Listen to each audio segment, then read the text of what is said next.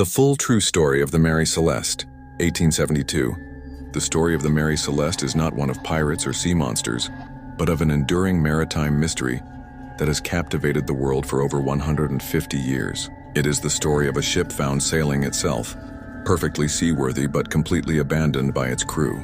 The ship and the crew.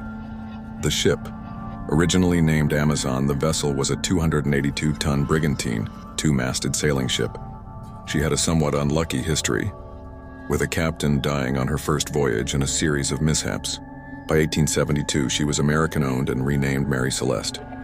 The captain, Benjamin Spooner Briggs, 37, was an experienced and respected mariner from a seafaring family. He was a devout Methodist, sober and reliable. He invested his savings in the ship and was its part owner. The crew.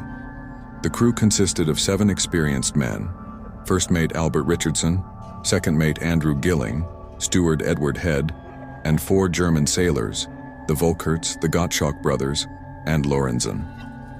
The passengers: Captain Briggs's wife, Sarah Elizabeth Briggs, and their 2-year-old daughter, Sophia Matilda Briggs. They accompanied him for what was expected to be a routine, albeit winter, Atlantic crossing. The voyage begins on November 7, 1872. The Mary Celeste departed New York Harbor bound for Genoa, Italy. Her cargo was 1,701 barrels of commercial alcohol, high-proof industrial ethanol, not drinking alcohol, a valuable but potentially hazardous shipment. Just over a week later, on November 15th, another brigantine, the Dei Gratia, by the grace of God, left the same port with a cargo of petroleum, also bound for Gibraltar and then the Mediterranean. Her captain was David Morehouse. Crucially, Morehouse and Briggs knew each other and had dined together just days before their respective departures. They were friends. The discovery, December 4th, 1872.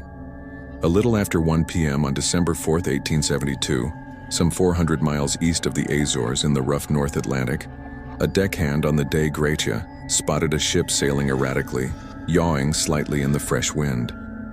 Captain Morehouse grew concerned. He recognized the ship as the Mary Celeste. He signaled her but got no response. After observing her strange behavior for 2 hours, he sent First Mate Oliver DeVoe and 2 seamen in a small boat to investigate. What they found has become the stuff of legend. 1. The ship was deserted. There was not a single soul on board. Captain Briggs, his family, and the entire crew were gone. It was largely seaworthy.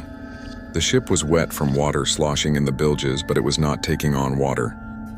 The hull was sound, the mast was intact, and the sails were set, though some were damaged or missing. There was a 6-month